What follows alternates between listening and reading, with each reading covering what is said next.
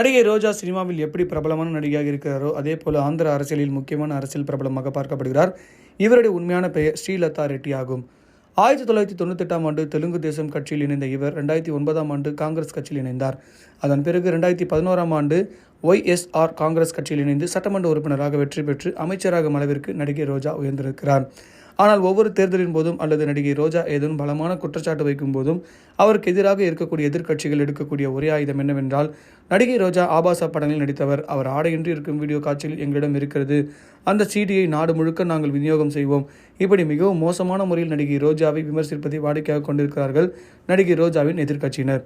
அவ்வப்போது இது குறித்து மிகப்பெரிய சர்ச்சைகள் வெடிப்பதும் இதற்கு நடிகை ரோஜா பதிலளிப்பதும் வாடிக்கையாக நடந்து வருகிறது.